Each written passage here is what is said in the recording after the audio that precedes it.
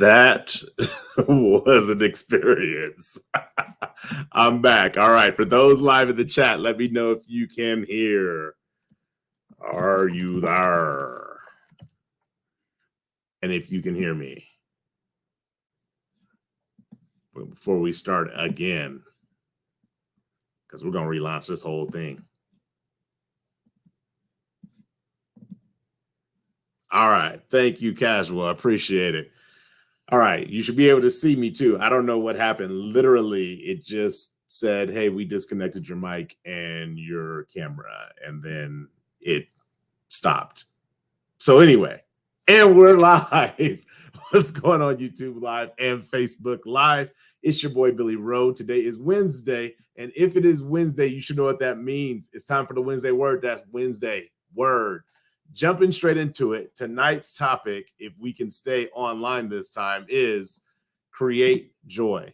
Now, as always, I like to share what I mean by my topic. What do I mean by the topic create joy?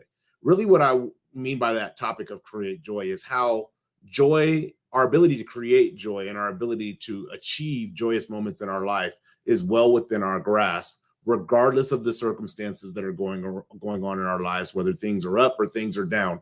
Joy is always something that we are capable of creating. So tonight, for you on the first row, our first row viewers, I do have three, kind of 1, 2, 3 tools for the first row to help you with this particular topic on how I achieve the objective of creating joy. So I appreciate you guys rocking with me and getting past the technical difficulties. Let's jump straight into it.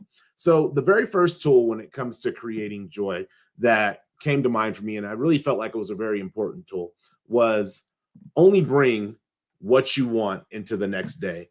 And for those of you who know me personally, this year in 2022, I've really been focused on only bringing the things that I want to bring into the next day. I don't care how horrible the day before was. I don't care what challenges I faced, what arguments I had, what successes, well, the successes I bring into the next day, but what bad things have taken place in the previous day. The things that I'm dedicated and committed to bringing into the day that I'm on currently, into the present, are the things that help foster and establish a good soil for joy to be continued, or joy to be continuously created in. And so a lot of times we seem to think like, oh, I had a bad day. Sometimes they say if you step wrong out of the bed, you can start your day on the wrong foot, and then your day just kind of falls apart.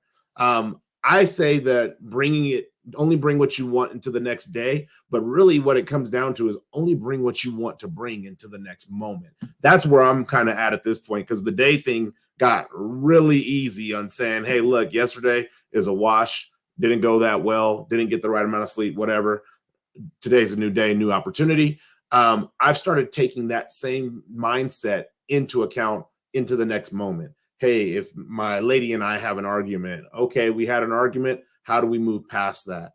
Sometimes it's taking the time out and watching a comedy show. Sometimes it's jumping on the video game. As you guys can probably see, I relocated my location. I am now down in the basement where I'm going to set up the studio at for first row. But sometimes I'll jump downstairs and I'll play a video game just to kind of relieve some tension and really change where my focus is at, because sometimes the circumstances are outside of our control. So by only bringing what you want to bring into the present or into the next moment or into the next day, what you're doing is you're making a commitment to your joy to leave the things that are going to erode it or things that are going to tear it down. You're making a commitment to leave those things in the past, because they're not going to serve you in the future. And they're not going to serve you in the present, honestly. So that is the very first tool. Only bring what you want to bring into the next day. That is the one thing that is in your control. Even if you're sick, you might bring the sickness into the next day with you. But if you had a miserable day being sick yesterday, you don't have to bring that misery. Oh, yesterday I had the sniffles and I was coughing and I had a fever. And today I have the sniffles and I was coughing and I had the fever. Why compound those days that are not good days, or those circumstances that are not good circumstances? Because the day can be good. Why compound those and inundate yourself with frustration? Because really that's what ends up taking away from our joy. When we're not creating joy, typically we're either creating calm and peace, which to me, calm and peace is joy, Or if we're not creating calm, peace, or joy, we're probably creating something a little more negative, something a little more, we'll call it sinister. So yes, absolutely, Bruni. Choose joy. So that is the very first tool that I have for you on the first rule, our first row. Only bring what you want into the next day, which takes us to tool number 2. The second tool in regards to creating joy is stop trying to control and learn to accept. Man, I'm not gonna lie, that's hard. I almost cussed because that's how hard it is, but it's hard to do that. And so I know it's easier said than done, but here's what I mean by that.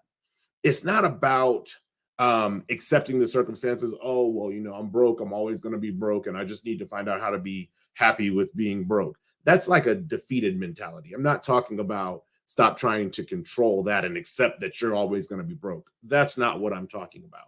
But what I'm talking about is more so what happens when we attempt to try to force control over the circumstances. The circumstances sometimes are self-created circumstances, but sometimes are outside of our control altogether. And when you try to force control in something that you don't have control of, again, what you create is frustration, and that frustration takes away from your ability to establish and create joy. In the process of writing a book. So initially, when I was writing my book, I wanted this book to be released February 15th. I don't know if you guys know this, but today is February 16th. The 15th was yesterday, and my book wasn't released. I ended up having to push it out until the 28th. And the reason I had to push it out was outside of my control. Now, don't get me wrong. I just recently put a thought of the day up. I don't know when I put it up because I can't keep my days straight like that. But I put a thought of the day up talking about how once you present every solution that you have, that you can come up with, let it go. You've done everything that you can do.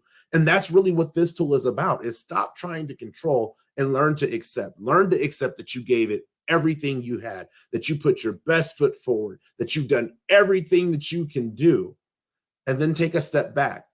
Because after you've done everything that you can do, trying to do things that you can't do, or trying to create certain things that are not going to necessarily work, what that's going to do is it's going to establish frustration. And again, that frustration is going to take away from your joy. So with my book, though I absolutely would have loved to have shipped it out yesterday and for everybody to be receiving their books in a couple of days, the issue that took place was with the distributor, the person who is printing the books. So therefore, that's outside of my control. Now, what I did is I presented a couple solutions. Hey, if it's a matter of getting the books here, I'm willing to fly out to pick the books up and fly back with my books. If it's a matter of getting the books approved so that they can be printed, what do I need to do in order to make that happen? I check the box on every single thing that I can do, even to the extent of if I need to spend more money to expedite the process, what do I need to do? And once we work through all those solutions and none of them work,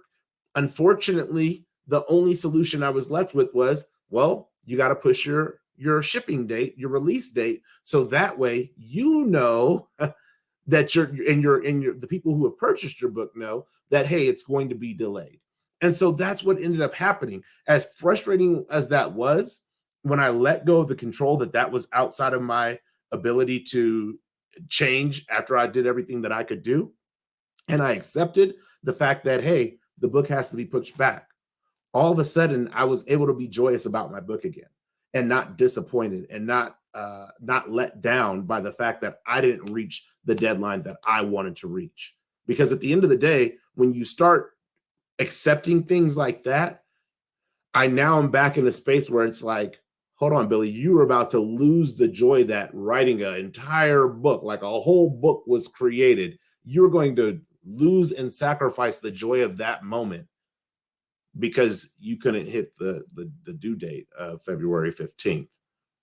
That doesn't make sense to me personally, but we do it time and time again. We will undercut the joy of a moment by the frustrations of things that we don't even have control over. So that's why tool number 2 is important. It almost was tool number 1 for me, but really I think the bringing things from the next day was something that was also eroding my joy a little bit more than actually learning how to stop trying to control things and learning how to accept things. So that is tool number 2 in regards to creating joy. And then the third and the final tool when it comes to creating joy is about it's not about the circumstances at all. And when we can remember that it's not about the circumstances, what that does is it empowers us to create a fortified mind. And what that fortified mind is it's able to see, regardless of the circumstances, all of the reasons on why we have joy, all of the reasons on why we can create joy in the now, in the present. And so it's really not about the circumstances. What it is about, it's about our mindset. What are we looking at? What are we focused on? It's easy to blame the lack of joy on other people. How many times have you heard people in relationships? Oh man, I would be doing so much better, or I'd be so much happier if I wasn't with this person, or oh, this person did that, or this job that I'm at, it let me down, or I hate going here, so therefore I'd be so much happier if I didn't have the job. It's not about the circumstances. It's absolutely not about the circumstances. And again, the book Fire Your Job, Hire Your Passion was birthed out of an environment where it was very toxic for me, and I did not enjoy going to work every day. But even in that time in my life where I didn't enjoy going to work, I did enjoy the people that were there. I did enjoy playing around and talking and joking in the break room with people. I did enjoy the relationships that I fostered there. So it's never about the circumstances. If you choose to focus on joy, really what comes down to what you're focused on. If you choose to focus on joy, that is what you will create.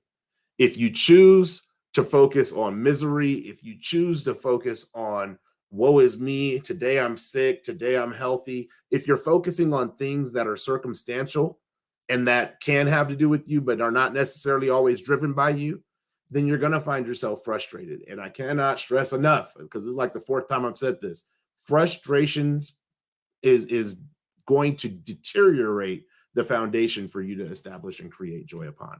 So those are the three tools that I have for you.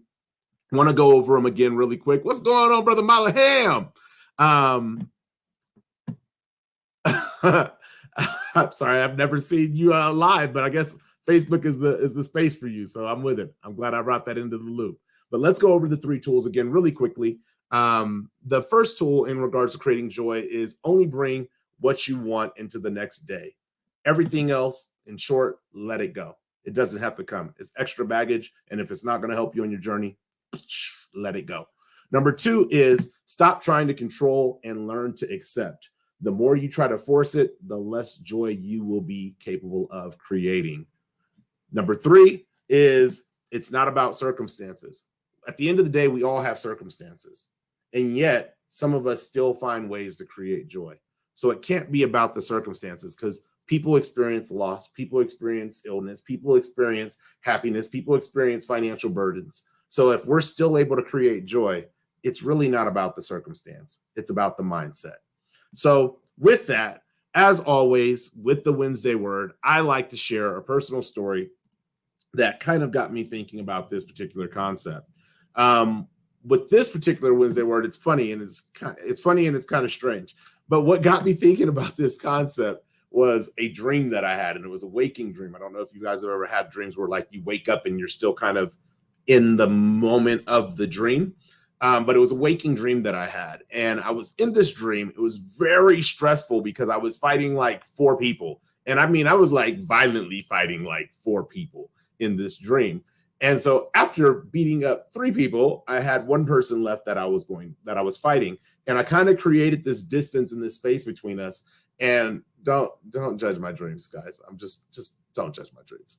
But anyway, I created this space and distance between this person and I grabbed this Costco muffin. Now, if you ever seen a Costco muffin, they're about this big. So I grabbed this Costco muffin and I just launched it at the person and I hit them in the head, and it makes one of the funniest sounds I've ever heard in my life. Like, I was just like, it was like almost like being in a cartoon and you just hear like a dink. And it was so funny to me that I started laughing in the dream. It was just like, it was a comedy moment for me. I started laughing, and I was laughing so hard in the dream that I woke up, and I was laughing when I woke up. Like, I woke up laughing. And it's this dream that got me thinking about, like, when I woke up and I was laughing, I wasn't thinking about well, yesterday was a bad day, or I didn't get a good night's sleep, or there's so many things that are going on in my life that are stressful. I was just in that moment. And that moment was even created, number one, in a dream. It's always created in your mind. But number two, that moment was created when I was probably in a very stressed state of mind because I had just got done fighting three other people. Like the fight was not a like a oh ha, ha, ha. It was a pretty brutal fight.